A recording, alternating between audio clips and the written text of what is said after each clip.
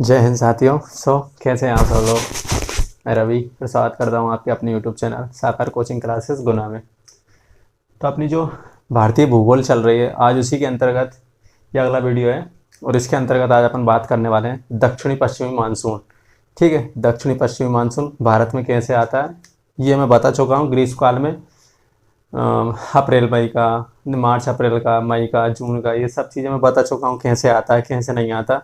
और वो वीडियोस आपने नहीं देखे हैं जाके तो देखना, या फिर बाहर निकल के देख लेना कि हवाएं चल रही है कि नहीं चल रही है, धूल उड़ रही है कि नहीं उड़ रही है। क्योंकि मैंने बताया था कि अब मार्च अप्रैल में क्या होता है, भारत में धूल भरी आंधियाँ चलती हैं। तो आप लोग जाके देख सकते हैं बाहर चल रही है कि नहीं चल रही है, कि सर गलत तो नहीं कह रहे हैं कहीं। देख लेना आराम से जाके, ठीक है ना, तसल्ली हो जाएगी। तो ये है दक्षिणी पश्चिमी मानसून, और दक्षिणी पश्चिमी मानसून के अंतर्गत आज अपन बात करने वाले हैं अरब सागर शाखा। कौन सी? अरब सागर शाखा। ठीक है, इससे पहले आइए थोड़ा सा रिपीट कर लेते हैं जिससे कि आपको एक माइंड में वो चीज़ें बनी रहे। पृथ्वी पर सबसे ज़्यादा जो तापमान पड़ता है वो कहाँ पड़ता है? तो विषुवत रेखा पर पड़ता है। आप जानते हैं, अगर वीडियोस देखे हो तो आपने, तो विषुवत रेखा पर क्या होता है, पृथ्वी पर सबसे ज़्यादा तापमान पड़ता है। ठीक है, भारत कहाँ है? तो भारत यहाँ पर स्थित है। ठीक है ना, ये मैंने भारत बनाया थोड़ा सा। इस यहाँ जो जब तापमान विषुवत रेखा पर सबसे ज़्यादा पड़ता है तो यहाँ पर क्या होता है, एक निम्न दाब के क्षेत्र का यानी कि एक निम्न दाब के क्षेत्र का निर्माण हो जाता है। जैसे जो निम्न दाब का क्षेत्र अर्थात यहाँ पर हवाएं गर्म होकर आपस में टकरा कर क्या करती हैं, ऊपर उठती हैं। हवाएं गर्म हुई, आपस में टकराई और ऊपर उठने लगती हैं। जैसे अपन ITC-Z कहते हैं। क्या कहते हैं? ITC-Z। इस निम्न दाब के क्षेत्र को भरने के लिए दोनों गोलार्धों से क्या चलती है, हवाएं चल पड़ती हैं। 30 से 35 डिग्री उत्तरी अक्षांश और 30 से 35 डिग्री दक्षिणी अक्षांशों से क्या चल पड़ती है, हवाएं चल पड़ती हैं इस निम्न दाब के क्षेत्र को भरने के लिए। ठीक है, चाहे वो उत्तरी, जब ये निम्न दाब जो क्षेत्र है अर्थात ये जो ITC-Z है ये स्थायी नहीं रहता, यानी कि ये विषुवत रेखा पर ही नहीं रहेगा। ये जैसे ही सूर्य की जो लंबवत किरणें उत्तरी गोलार्ध में प्रवेश करती हैं तो उत्तरी गोलार्ध में चला जाता है, और जैसे ही दक्षिणी गोलार्ध में प्रवेश करती है तो दक्षिणी गोलार्ध में चला जाता है। ठीक है, जब ये उत्तरी गोलार्ध में स्थित होता है तो उत्तरी गोलार्ध मैंने बताया था कि ये 1 जून से पहले, यानी कि कर्क रेखा पर जो कर्क रेखा पर जो सूर्य की लंबवत किरणें है वो कब पहुंचती है, तो 21 जून को पहुंचती है। लेकिन जो ITC-Z है वो क्या करता है, अपने आप को 1 जून के समथिंग क्या अपने आप को 1 जून के आसपास ही क्या कर लेता है, पश्चिमोत्तर भारत में स्थापित कर लेता है, यानी कि इस जगह पे स्थापित कर लेता है। तो जब इस जगह पे स्थापित कर लेता है तो ये इतना ताकतवर हो जाता है कि जो हिंद महासागर के, यानी कि जो दक्षिण पूर्वी जो हवाएं हैं, यानी कि ये वाली जो हवाएं, मैंने बोला था ना कि फेरल के नियम के अनुसार उत्तरी गोलार्ध में हवाएं अपनी दाईं तरफ और दक्षिणी गोलार्ध में हवाएं अपनी बाईं तरफ मुड़ जाती है। तो जो हिंद महासागर के ऊपर की जो हवाएं बह रही हैं, यानी कि ये हवाएं दक्षिण पूर्वी हवाएं जो विषुवत रेखा के दक्षिणी गोलार्ध में बह रही है, तो ये जो ITC-Z है, यानी कि ये वाला जो हिस्सा है जो कि निम्न दाब का क्षेत्र है, जो कि पश्चिमोत्तर भारत में विकसित होता है, यानी कि इस वाले क्षेत्र में जो विकसित होता है वो इतना ताकतवर हो जाता है कि इन हवाओं को क्या कर लेता है, अपनी ओर आकर्षित कर लेता है। क्या कर लेता है? अपनी ओर आकर्षित कर लेता है। और ये हवाएं क्या करती है, भारत की तरफ रुख कर लेती है, यानी कि इस निम्न दाब के क्षेत्र इतना ताकतवर हो जाता है कि इन हवाओं को भी क्या कर लेता है, अपनी तरफ खींच लेता है। यानी कि ये जो विषुवत रेखा के दक्षिण में जो हवाएं है ना उनको भी क्या कर लेता है, अपनी तरफ खींच लेता है। सर आपने बोला था कि जो हवाएं फेरल के नियम के अनुसार तो ये उत्तरी गोलार्ध में दाईं तरफ मुड़नी थी, लेकिन इन हवा ये जो हवाएं हैं, जब अपने यानी कि जब उत्तरी गोलार्ध में प्रवेश करेंगी तो इनका जो दायां है वो इसी तरफ पड़ेगा। किस तरफ पड़ेगा? इस तरफ। यानी कि ये वाला जो दायां है, यानी कि दक्षिण पूर्वी हवाओं का जो दाईं तरफ घूमेगी वो किस तरफ घूमेगी, तो भारत की तरफ रुख करेगी। लेकिन जो उत्तर पूर्वी हवाएं हैं वो इस साइड बहती है। वो किस साइड बहती है? तो इस तरफ बहती है। यानी कि जो दक्षिण पूर्वी हवाओं का जो दाईं साइड होगी वो किस तरफ होगा? इस तरफ होगा, यानी कि भारत की तरफ होगा। तो ये क्या कर लेता है, ये जो निम्न दाब का क्षेत्र है ये इतना ताकतवर हो जाता है कि जो हिंद महासागर के ऊपर से जो हवाएं बह रही है उनको भी क्या कर लेता है, अपनी ओर खींच लेता है। और जिस तरफ से ये हवाएं जाती है, अब ये देख लीजिए कौन सी दिशा है, तो दक्षिण पूर्वी है। कौन सी है? दक्षिण पश्चिमी, कौन सी है? दक्षिण पश्चिमी। इसीलिए जिन तरफ से ये हवाएं आती है, जिस दिशा से ये हवाएं बहकर आती है उसी दिशा पे क्या क्या कर दिया जाता है, इनका नामकरण कर दिया जाता है। ठीक है, तो ये कौन सी हवाएं होती है? दक्षिण पश्चिमी हवाएं होती है, इसीलिए क्या कहते हैं अपन, दक्षिणी पश्चिमी मानसून कहते हैं। ठीक है, इतना काफ़ी है। अगर इससे पहले आपने नहीं देखा है तो वो वीडियोस जाके देख सकते हैं, उसके माध्यम से और आपको अच्छे से समझ में आ जाएगा। ठीक है, क्योंकि यहाँ तो मैं मोटा मोटा एक रिवायत दे रहा था कि आप समझ सके उस चीज़ को। दक्षिणी पश्चिमी मानसून, ठीक है। दक्षिणी पश्चिमी मानसून भारत में, लिखना स्टार्ट हो जाइए। दक्षिणी पश्चिमी मानसून भारत में दो शाखाओं के रूप में बरसात करता है। कौन कौन सी? एक होती है अरब सागर शाखा, एक अरब सागर, और दूसरी होती है बंगाल की खाड़ी। कौन सी होती? बंगाल की खाड़ी, ठीक है, बंगाल की खाड़ी। तो अरब दक्षिण पश्चिमी मानसून भारत में दो शाखाओं के रूप में बरसात करता है। कौन कौन सी? एक होती है अरब सागर शाखा और दूसरी कौन सी होती है? तो बंगाल की खाड़ी शाखा, ठीक है। दक्षिणी पश्चिमी मानसून से जो बरसात होती है वो 1 जून से स्टार्ट होकर, कब से? 1 जून से स्टार्ट होकर 15 सितंबर तक चलती है। कब तक चलती है? 15 सितंबर तक चलती है, ठीक है।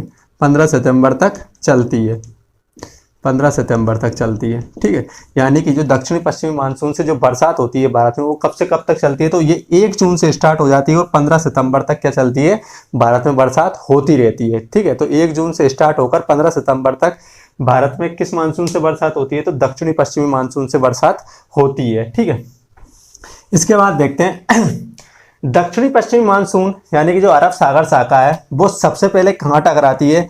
तो वो सबसे पहले पश्चिमी घाट के, ये कौन सा है? तो ये पश्चिमी घाट पर्वत है। कौन सा है? पश्चिमी घाट। पश्चिमी घाट पर्वत के मालाबार तट से टकराती है। कौन सा है? तो मालाबार तट। ये मैंने मालाबार तट बनाया अलग कलर से, नीले कलर से। तो ये मालाबार तट से टकराती है कब? 1 जून को, ठीक है। तो दक्षिणी पश्चिमी मानसून की अरब सागर शाखा सबसे पहले पश्चिमी घाट के मालाबार तट से टकराती है। कहाँ टकराती है? मालाबार तट से टकराती है 1 जून को। कब टकराती है? 1 जून को। और इस घटना को क्या कहते हैं? तो अपन कहते हैं इस घटना को मानसून प्रस्फोट। क्या कहते हैं? मानसून, इस घटना को मानसून प्रस्फोट कहते हैं, प्रस्फोट, ठीक है। मानसून प्रस्फोट कहते हैं। यानी कि 1 जून, मानसून प्रस्फोट क्या है? तो मानसून प्रस्फोट 1 जून को केरल के मालाबार तट पर होने वाली बरसात को क्या कहते हैं? अपन मानसून प्रस्फोट कहते हैं। क्या कहते हैं? मानसून प्रस्फोट। यानी कि आपने देखा होगा मानसून ऑफर चल रहे हैं अभी, ठीक है ना। कई कई कंपनियां मानसून ऑफर देती है। तो मानसून प्रस्फोट कब होता है? तो 1 जून को मालाबार तट पर होने वाली बरसात को अपन क्या कहते हैं? मानसून प्रस्फोट कहते हैं, ठीक है। 1 जून के बाद यानी कि 1 जून या जून के पहले सप्ताह में क्या हो जाता है? भारत में मानसून स्टार्ट हो जाता है। तो 1 जून के बाद क्रमशः बरसात होती रहती है और 15 जुलाई तक, कब तक? जून जुलाई, ठीक है ना। तो 15 जुलाई तक, 15 जुलाई तक, 15 जुलाई तक दक्षिणी पश्चिमी मानसून, दक्षिणी पश्चिमी मानसून पूरे भारत में फैल जाता है। क्या करता है? पूरे भारत में फैल जाता है, पूरे भारत में फैल जाता है, ठीक है। यानी कि 1 जून से स्टार्ट होता है मानसून और 15 जुलाई तक क्या करता है? ये अपने आप को पूरे भारत में फैला लेता है। यानी कि इससे पूरे भारत में लगभग बरसात शुरू हो जाती है। कब से? 1 जून को क्या करता है? केरल के मालाबार तट से टकराता है, जिसे अपन क्या कहते हैं? मानसून प्रस्फोट कहते हैं। तो मानसून प्रस्फोट 1 जून को टकराता है और 1 जून के बाद ये धीरे धीरे क्या करता है? 15 जुलाई तक पूरे भारत में क्या होता है? मानसून फैल जाता है, जिसे अपन क्या कहते हैं ना? बोवनी, ठीक है ना। चौमासा यानी कि आषाढ़ जैसे लगता है, आषाढ़ जैसे अपन बोते हैं ना, फसल वगैरह बोते हैं, सोयाबीन जो भी बोते हैं, तो अपन कब बुआई करते हैं उसकी? तो जून जुलाई में कर लेते हैं, या तो जून के अंत में। यानी कि मध्य प्रदेश वाले अपन है तो मध्य प्रदेश में अपन ये जून के अंत में या जुलाई के पहले सप्ताह या 15 जुलाई तक हो जाती है अपने यहाँ पे मानसून। कहाँ तक? यानी मानसून, सॉरी नहीं, बुआई क्या हो जाती है अपने यहाँ पर? यानी कि खेतों की जुताई कब तक हो जाती है? तो जून के अंत में या फिर जुलाई के स्टार्टिंग में 10-15 जुलाई तक की हो जाती है अपने यहाँ पर जुताई हो जाती है। क्योंकि मानसून धीरे धीरे बरसात करता हुआ ही तो आगे बढ़ेगा भाई, एकदम से तो यानी कि यहाँ से डायरेक्ट उड़ के अपने यहाँ पास आ जाएगा, ऐसा कुछ नहीं होता। धीरे धीरे बरसात करता हुआ आगे बढ़ता है और 1 जून से स्टार्ट होता है, जिसे अपन मानसून प्रस्फोट कहते हैं। तथा 15 जुलाई तक क्या करता है? तो पूरे भारत में ये फैल जाता है, ठीक है। भारत में जो बरसात निर्धारित करता है, यानी कि दक्षिण पश्चिम से जो बरसात होती है वो स्थल आकृतियों द्वारा निर्धारित की जाती है। भारत में जो दक्षिण पश्चिम मानसून से जो बरसात होती है वो स्थलाकृतियों द्वारा क्या होती है? निर्धारित होती है। अर्थात पर्वतों के द्वारा निर्धारित होती है, पर्वतों के द्वारा निर्धारित होती है, ठीक है, निर्धारित होती है। यानी कि भारत में जो दक्षिणी पश्चिमी मानसून से जो बरसात होती है वो किसके द्वारा निर्धारित की जाती है? तो पर्वतों के द्वारा की जाती है, यानी कि पहाड़ी एवं पर्वतों के द्वारा की जाती है। आपसे क्वेश्चन पूछा जाए कि दक्षिणी पश्चिमी मानसून से होने वाली बरसात किसके द्वारा निर्धारित की जाती है? पहाड़ों द्वारा, जंगलों द्वारा, किसके द्वारा? तो आपका आंसर क्या होना चाहिए? पर्वतों के द्वारा वो निर्धारित की जाती है। कैसे?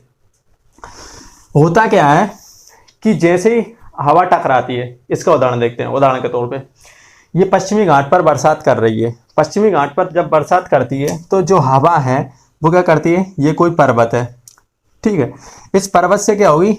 हवा टकराएगी। तो पर्वत के सहारे क्या करती है?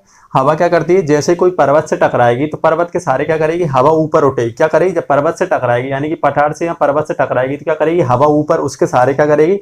रुकेगी नहीं वहीं पर, ऐसे नहीं, ऐसे थमी नहीं रहेगी। तो क्या करेगी? ऊपर उठने का प्रयास करेगी। क्या करेगी? ऊपर उठने का प्रयास करेगी। जब वो ऊपर उठती है तो उसका क्या होता है? ऊपर जाने पर हमारी वायुमंडल की विशेषता क्या है कि जब अपन ऊपर जाते हैं, यानी कि आप ऊपर जाओगे तो हमारे तापमान में क्या होती है? गिरावट होने लगती है। क्या? यानी कि तापमान, यानी कि जमीन पर जितना तापमान रहता है ना, जैसे ही आप ऊपर जाओगे ना वायुमंडल में, तो वायुमंडल में ऊपर जाने पे क्या होता है? तापमान में गिरावट आने लगती है। तो जैसे ये हवाएं ऊपर उठती है, क्या होती है? जैसे ये हवाएं ऊपर उठती है तो इनके तापमान में कमी आने लगती है। क्या होती है? इनके तापमान में कमी आने लगती है, जिसे अपन क्या कहते हैं? Adiabatic tapas. क्या कहते हैं? एडियाबेटिक तापास कहते हैं। एडियाबेटिक तापास, ठीक है, एडियाबेटिक तापास। तो एडियाबेटिक तापास होता है, यानी कि जैसे ही हवाएं पर्वत के सामने आई, मान लीजिए ये मेरा हाथ, ये हाथ पर्वत है, और जैसे ये हवाएं इधर से बह के आ रही है तो इससे ये टकराएंगी। तो टकराने के बाद क्या करती हैं? हवाएं ऊपर उठती हैं। तो ऊपर उठने के क्रम में क्या होता है? इनके तापमान में गिरावट आती है, जिसे अपन क्या कहते हैं? एडियाबेटिक तापास कहते हैं। तो जैसे ही गिरावट आती है तो ये क्या करती है? ये हवाएं है ना, उसी पर्वत के सहारे, यानी कि पर्वत की ढाल के सहारे क्या कर देती है? बरसात करने लगे, यानी कि पानी छोड़ देती है अपना। तो इसे क्या कहते हैं अपन? पर्वत सम्मुख ढलान। इसे क्या कहेंगे अपन? पर्वत सम्मुख ढलान। तो पर्वत के सहारे होने वाली बरसात कहते हैं अपन इसे। क्या कहते हैं? पर्वत के समान होने वाली बरसात। यानी कि जैसे इस पर्वत के सहारे ये हवाएं ऊपर उठ रही है और क्या होता है? इनके तापमान में क्या होता है? एडियाबेटिक तापास होता है, जिसके चलते यानी कि इनके तापमान में गिरावट आती है। तो ये जब इनके तापमान में गिरावट आ रही है और इनके पास पहले से ही पानी है, तो ये क्या करेंगी? उसे छोड़ेंगे ही तो सही। तो ये क्या करती हैं? उसी पर्वत के ढाल के सहारे क्या कर देती हैं? पानी को छोड़ देती हैं। इसीलिए भारत में क्या होती है? तो पर्वतों के द्वारा जो पर्वत क्या करते हैं? वर्षा का नियंत्रण करते हैं। अब इसी तरीके से उदाहरण के रूप में देख लीजिए, पश्चिमी घाट पर्वत पर होने वाली बरसात सबसे ज्यादा कहाँ होती है? तो सबसे ज्यादा बरसात पश्चिमी घाट के, पूरे पश्चिमी घाट पर सबसे ज्यादा बरसात होती है दक्षिणी पश्चिमी घाट पर। यानी कि जो पश्चिमी घाट का भाग है, ये पूरा का पूरा जो पश्चिमी घाट है, उसमें जो दक्षिणी क्षेत्र है, यानी कि ये वाला जो क्षेत्र है, इसमें ज्यादा बरसात होती है। क्योंकि पश्चिमी घाट जो पर्वत है वो पूर्व की तुलना में, उत्तर की तुलना में दक्षिण में ज्यादा ऊंचा है। क्या होता है? दक्षिण में ज्यादा ऊंचा है। तो इसीलिए दक्षिण क्षेत्रों में क्या होती है? सबसे ज्यादा बरसात होती है। यानी कि पश्चिमी घाट के दक्षिणी, यानी कि दक्षिणी सह्याद्री, इसे अपन क्या कहते हैं? सह्याद्री भी कहते हैं। तो दक्षिणी सह्याद्री में क्या होती है? ज्यादा बरसात होती है। किसकी तुलना में? उत्तर की तुलना में। क्योंकि जो दक्षिणी सह्याद्री है वो क्या है? ज्यादा ऊंचा है, तो हवा को ज्यादा ऊंचा उठने का मौका मिलेगा। तो जितना ज्यादा उठेगी उसके तापमान में उतनी ज्यादा गिरावट आएगी, और उतना ही ज्यादा क्या होगा? वो पानी को डाल के सहारे छोड़ देगी। यानी कि उसके एडियाबेटिक तापास में उतनी ज्यादा कमी आएगी, जिसके चलते वो क्या होगी? पर्वत के सामने ही क्या कर देगी? अपने पानी को छोड़ देगी। ठीक है। तो पश्चिमी घाट के मैदानी भागों में क्या करती है? अरब सागर शाखा सबसे पहले बरसात करती है।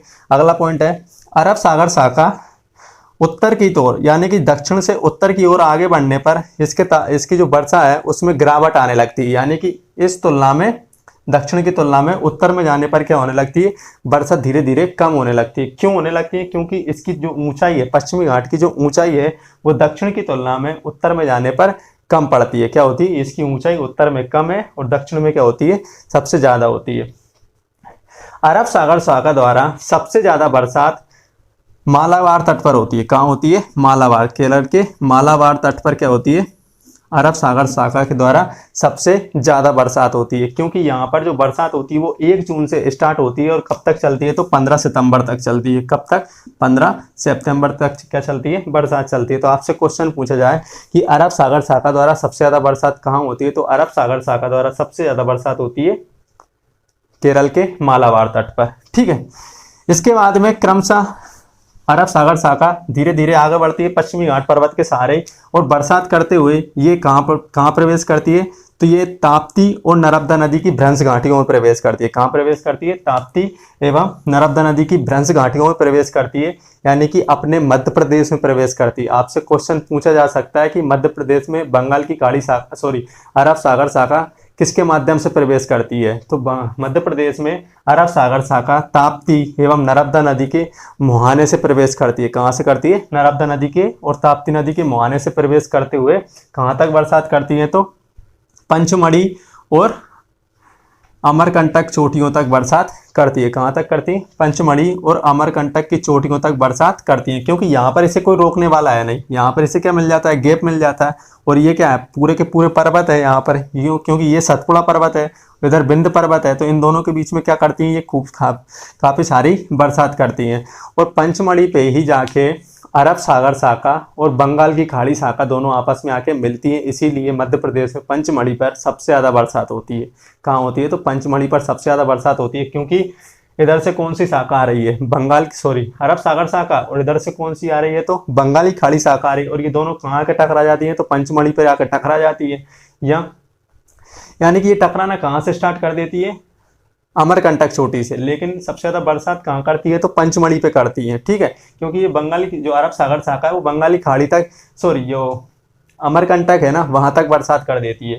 ठीक है, तो सबसे ज़्यादा बरसात मध्य प्रदेश में कहाँ होती है, तो पंचमढ़ी पे होती है। और क्यों होती है, क्योंकि अरब सागर शाखा और बंगाली खाड़ी शाखा यहाँ आपस में दोनों आके टकराती है, इसीलिए ये क्या करती है, यहाँ पर ज़्यादा बरसात होती है। ठीक है, तो आप क्वेश्चन याद रखिए कि मध्य प्रदेश में अरब सागर शाखा ताप्ती नदी एवं नर्मदा नदी के मुहाने से प्रवेश करती है। ठीक है, इसके बाद आगे चलकर जो अरब सागर शाखा है वह सौराष्ट्र में गिर और मांडव पहाड़ियों पर बरसात करती है। ये कौन सा है, ये क्षेत्र कौन सा कहलाता है, तो गुजरात का सौराष्ट्र वाला क्षेत्र कहलाता है। ये कौन सी पहाड़ियाँ हैं, तो गिर और मांडव पहाड़ियाँ हैं, जहाँ पर बब्बर शेर रहते हैं ना, वही वाली। ठीक है, तो गिर और मांडव पहाड़ियों पर बरसात करती है। गुजरात में केवल अरब सागर शाखा गिर और मांडव क्षेत्रों में ही बरसात करती है, उसके अलावा और कहीं बरसात नहीं करती, इसीलिए पूरा का पूरा जो गुजरात है वो सूखा पड़ा रहता है। केवल गिर और मांडव पहाड़ियों पर ही क्या रहता है, हरा भरा जंगल रहता है, जिसमें शेर, बब्बर शेर रहते हैं, क्योंकि इनसे क्या करती हैं, ये जो हवाएं हैं डायरेक्ट जाके किससे टकराती है, गिर और मांडव पहाड़ियों से जाके टकराती हैं और ऊपर उठती हैं, तो ऊपर उठने के क्रम में क्या कर देती है, बरसात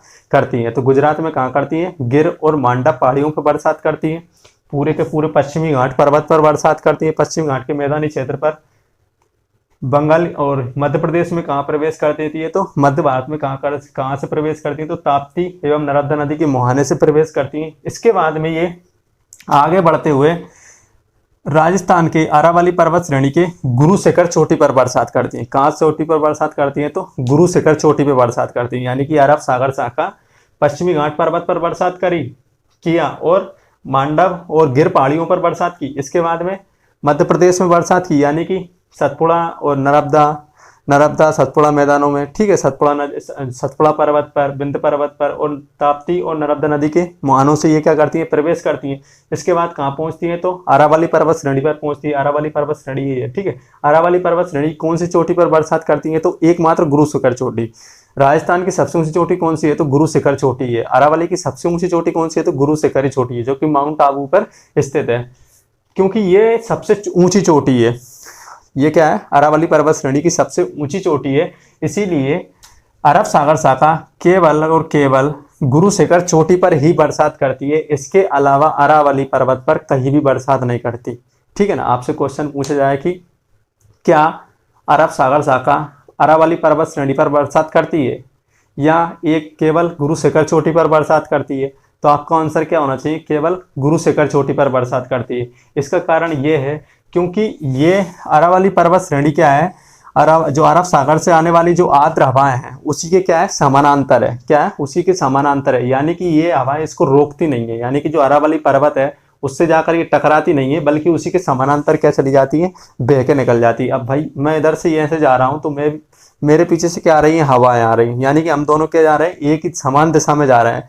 उनके बीच में टकराव तो हो ही नहीं रहा है, और टकराव एक जगह होता है क्योंकि वो गुरु शिखर जो चोटी है वो क्या है, ऊंची है काफ़ी, तो इसलिए वहाँ पर थोड़ी बहुत बरसात हो जाती है। इसके अलावा नहीं तो अरावली पर्वत श्रेणी पर कहीं भी बरसात नहीं करती अरब सागर शाखा, क्योंकि वो क्या है, उसी के समानांतर स्थित है। यानी कि ये क्या हुआ, अरावली पर्वत श्रेणी हुई, ठीक है ये, और इसी के समान क्या जा रही है, ये कौन सी जा रही है, तो अरब सागर शाखा जा रही है।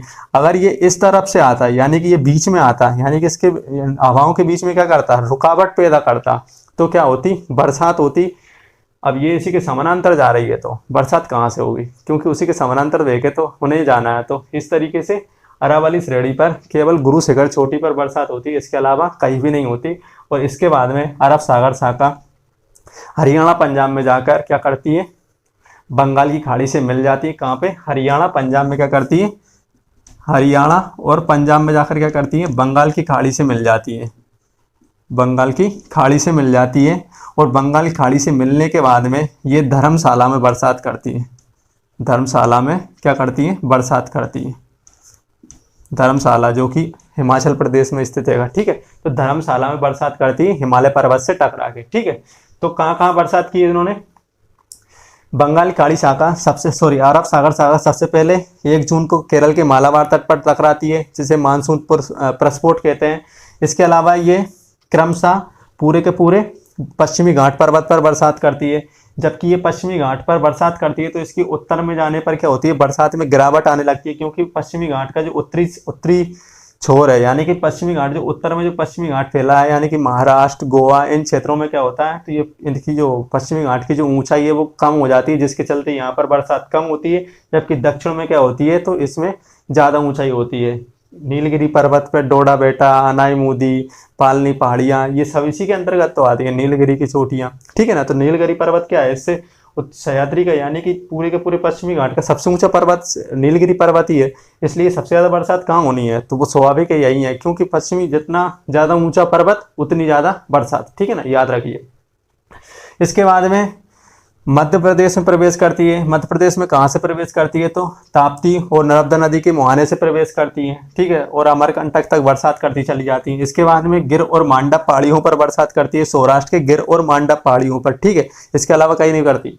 इसके बाद में कहाँ करती है, तो अरावली के गुरु शिखर चोटी पर बरसात करती है और निकल जाती है हरियाणा पंजाब में जाके ये बंगाली खाड़ी से मिल जाती है। और बंगाली खाड़ी से मिलने के बाद में ये क्या करती है, हिमाचल में धर्मशाला में बरसात करती है हिमालय पर्वत से टकरा कर। हिमालय पर्वत तो काफ़ी ज़्यादा ऊंचा है, कितनी उठोगी, उठ लो भाई ऊपर ठीक है ना। हिमालय पर्वत तो काफ़ी ऊंचा है, जितनी ये उठ ही नहीं पाती उतना तो हिमालय पर्वत ऊंचा है, तो इसलिए जितना भी पानी छोड़ना है ना सब कुछ वहीं छोड़ जाती है। और अरब सागर शाखा से सबसे ज़्यादा बरसात कहाँ होती है, तो केरल के मालाबार तट पर होती है। कब से कब तक होती है, तो 1 जून से लेके और 15 सितंबर तक क्या होती है, बरसात होती रहती है, ठीक है। तो ये थी अरब सागर शाखा। अगर समझ में आई हो तो वीडियो को लाइक करें, कमेंट करें और चैनल को सब्सक्राइब करें और अपने दोस्तों के साथ में शेयर करें। धन्यवाद, जय हिंद, मिलते हैं अगले वीडियो में।